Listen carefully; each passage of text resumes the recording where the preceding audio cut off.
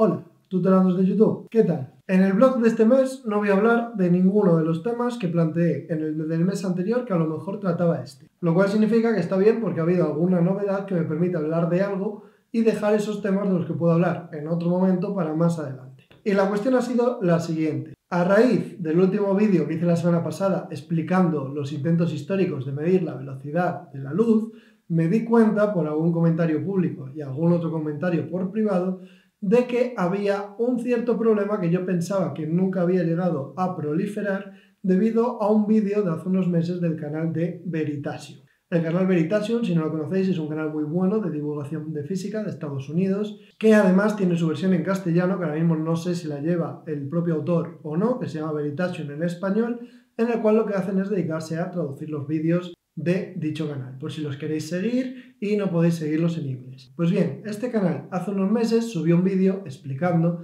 que no se podía saber exactamente cuál era la velocidad de la luz cuando se movía desde un sitio hacia otro en una única dirección, es decir, sin hacer el trayecto de vuelta. Suena muy loco y realmente lo es. Lo que pasa es que como juego teórico, juego conceptual, está muy bien para comprender conceptos, sobre todo de relatividad especial. Los pilares en los que se basa son los siguientes y son muy fáciles de resumir. El primero de ellos es que la velocidad de la luz podría ser diferente a la ida y a la vuelta, de tal forma que si yo, por ejemplo, mando un rayo de luz hasta un espejo y ese rayo de luz vuelve hasta mí, yo realmente lo que estoy haciendo es calcular la velocidad promedio suponiendo que la velocidad con la que va hasta el espejo es la misma velocidad con la que después vuelve hasta mí. Una hipótesis que por otra parte me permitiréis suponer que es bastante razonable. Es decir, no tiene mucho sentido ni mucha elegancia física suponer que la velocidad de la luz depende de si va de abajo a arriba o si va de arriba a abajo. Y no me refiero a un tema de que por el efecto de la gravedad se pudiera ver alterada y demás, sino simplemente al hecho de que se plantea la posibilidad de que la velocidad de la luz dependa del sentido del recorrido. Bien, este primer argumento lo podemos comprar entre comillas, después lo desarrollo un poco más. El segundo argumento es que si se intenta medir la velocidad de la luz en una única dirección, es decir, sin que haya una vuelta hasta el principio, para poder hacerlo así estamos obligados a utilizar al menos dos relojes. Tiene que haber un reloj en un punto de emisión y un reloj posteriormente que detecte cuánto tiempo ha tardado el rayo de luz en llegar hasta él. Entonces, si yo mido la luz en ida y en vuelta, necesito solo un reloj porque puedo utilizarlo para saber cuándo se emitió el rayo y cuándo volvió el rayo. Sin embargo, en una única dirección necesito dos relojes. Ahora bien, aplicando las reglas de la relatividad, si yo quiero tener dos relojes sincronizados a distancias distintas, primero tengo que tenerlos juntos y asegurarme de que el ritmo al que avanzan es exactamente el mismo y después los tendría que separar. Pero en el acto de separarlos, al menos uno de los relojes tendrá que adquirir una cierta velocidad y por tanto su tiempo se va a deformar y va a dejar de estar sincronizado con el otro reloj. Por tanto, cuando separamos los relojes, la sincronización se ve alterada y por tanto no podemos concluir que las medidas de coherencia que hagamos entre ellos al medir el rayo de luz, es decir, en qué instante sale y en qué instante llega, nos sirvan para mucho porque los relojes no están sincronizados. Entonces, en resumidas cuentas, si la luz va y vuelve, tengo el problema de que no sé si va a la misma velocidad que vuelve, y si la luz solo va, tengo el problema de sincronizar los relojes. Y como ejercicio teórico, insisto, esto está muy bien, es impecable, es muy interesante, está bien planteárselo, está bien tenerlo en cuenta, está bien usarlo para comprender bien las leyes de la física, e incluso está bien darse cuenta de que realmente todo esto podría ser dentro del marco de la relatividad especial. Es decir, la teoría de la relatividad que solo analiza cómo se mueven los objetos siguiendo un movimiento rectilíneo uniforme y que no tiene en cuenta ni fuerzas ni aceleraciones. En estas circunstancias tiene sentido plantearse todo esto y además se puede demostrar que las dos teorías son indistinguibles, es decir, que realmente no podemos saber si la velocidad de la luz es la misma en todas direcciones, es decir, si la velocidad de la luz es isótropa, o por el contrario, la velocidad de la luz es anisótropa y tiene unas direcciones, o más bien sentidos, preferentes frente a otro. Pero como he dicho, esto solo sucede en la relatividad especial, cuando no trabajamos con aceleraciones ni con interacciones de ningún tipo.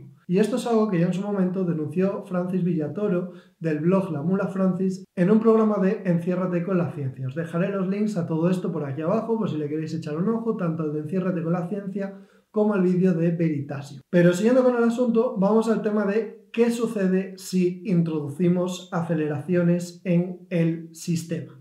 Si introducimos aceleraciones, que es lo mismo que decir que si introducimos fuerzas, ya sí que no podemos tener dudas de si la velocidad de ida es distinta de la velocidad de vuelta o no. ¿Por qué? Porque si la velocidad de la luz se ve alterada, se va a ver alterada también, por ejemplo, su momento lineal y su cantidad de energía cinética. Y esto va a afectar a cómo la luz interactúa con otros objetos. Porque básicamente estaríamos suponiendo que la constante c, que se utiliza para calcular tanto el momento lineal como la energía de la luz, es diferente. Y esto tendría consecuencias en las interacciones. Entonces, por ejemplo, podemos pensar en un punto del espacio en el que hay un objeto y un rayo de luz interactúa con él en la dirección en la que la luz se mueve más rápido de la velocidad de la luz en el vacío que normalmente pensamos que es la correcta. La energía con la que chocará con él será superior y la colisión será diferente.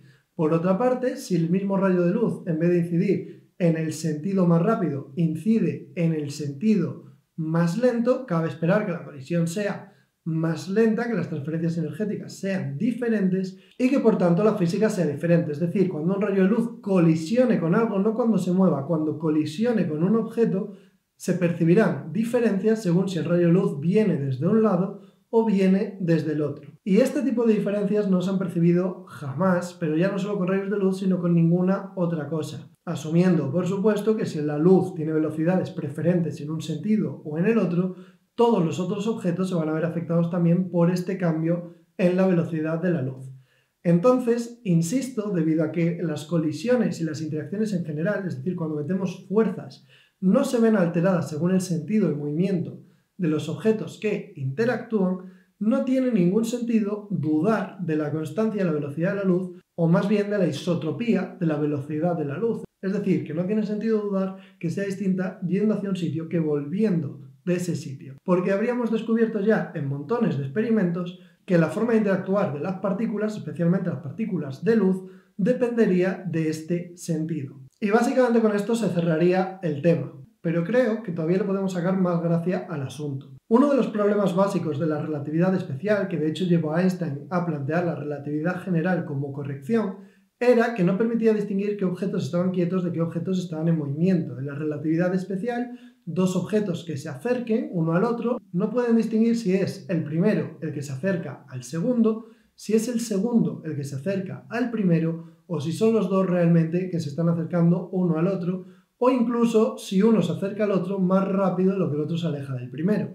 Todas esas situaciones podrían ser equivalentes y por tanto la relatividad especial tenía un problema importantísimo en su propio corazón. ¿Por qué? Porque la relatividad especial decía que el tiempo pasaba más despacio cuanto mayor era la velocidad, pero si la velocidad dependía del observador, no estaba claro qué observador tenía que tener más tiempo y qué observador tenía que tener menos tiempo. Esta es la conocida como la paradoja de los gemelos. Si un gemelo sale en nave espacial de la Tierra y vuelve, desde el punto de vista de la Tierra, este otro gemelo habrá tenido una velocidad y envejecerá menos, pero desde el punto de vista del gemelo de la nave, será el de la Tierra el que se ha alejado y ha vuelto con una cierta velocidad y por tanto el que envejecerá menos. ¿Cómo se resuelve esto? Pues en relatividad general se define un sistema de referencia universal que es el propio tejido del espacio-tiempo, aunque sea deformable.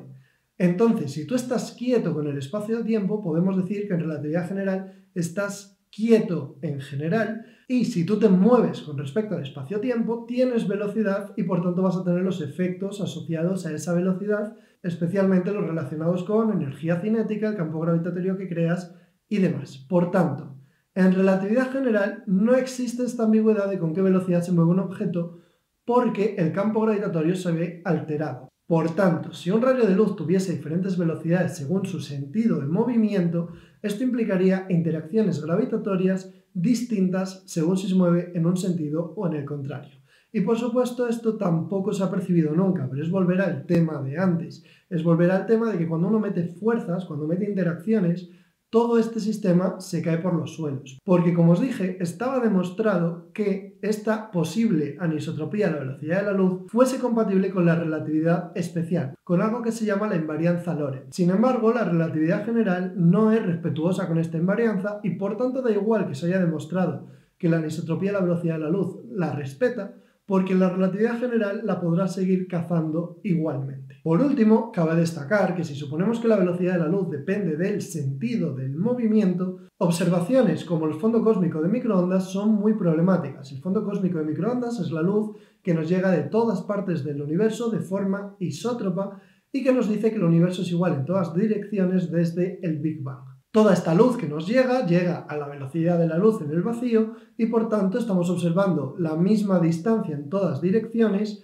a través de la luz que nos llega desde esas distancias. Ahora bien, ¿qué pasaría si suponemos que la velocidad de la luz depende del sentido? Pues esto implicaría que si, por ejemplo, la velocidad de la luz es más rápida hacia aquí que hacia allá, estaríamos diciendo que la luz que nos llega de esta zona del universo realmente viene de una zona más cercana y que la luz que nos llega desde este otro sentido realmente es más lejana porque iría más despacio. Por tanto, nos parecería que el universo es igual en todas direcciones, pero estaría falseado el asunto porque la distancia en cada una de esas direcciones sería diferente. Ahora bien, aquí tendríamos una trampa, porque para nosotros la luz que nos llega desde este lado estaría más cerca y la que llega desde este estaría más lejos. Quiero decir que nos transmitiría información de distancias más próximas y distancias más lejanas.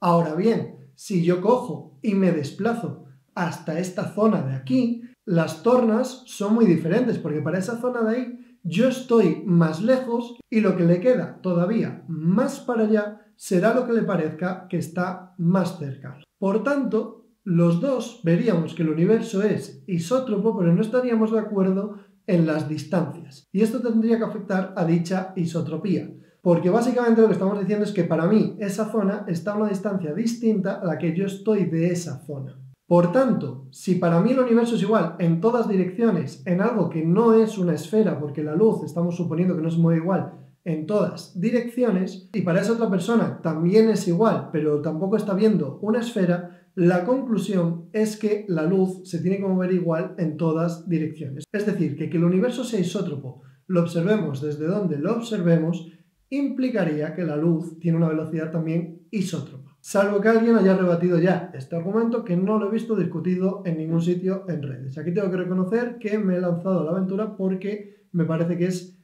indiscutible que estamos en el mismo nivel de lo de antes. Sigue siendo un tema de interacciones que afectarían la forma del universo y demás, que al final es afectar a la gravedad, que es una interacción. Entonces, resumiendo todo esto, ¿me parece que el vídeo es interesante? Sí. ¿Me parece que hace pensar cosas interesantes? Sí. ¿Me parece correcto incitar a pensar a la gente que la velocidad de la luz a lo mejor es distinta en un sentido y en el otro? Me parece que no, porque está bastante claro que la velocidad de la luz es isótropa. Si no, como decíamos, la dinámica tendría muchos problemas, aunque por supuesto seguro que alguien puede plantear el modelo anisótropo complicándolo muchísimo más y diciendo que quizás sí. Del mismo modo que puede haber terraplanistas que dicen que pueden explicar casi todo complicando la teoría que tienen de la Tierra plana hasta límites insospechados, que aún así no son capaces de explicar el tema de la diferencia entre cómo giran las estrellas en el polo norte y cómo giran las estrellas en el polo sur. Y este sería un poco mi resumen del asunto. La semana pasada, como digo, me llevaron varios comentarios tanto en público como en privado, lo hablé con otra gente, incluso lo comenté en Twitter, y vi que era un tema que no estaba claro, que realmente había dudas de si habíamos medido bien la velocidad de la luz o no. Entonces he querido aportar mi granito de arena a este asunto. Como siempre, espero que os haya sido de utilidad y nos vemos en el siguiente blog.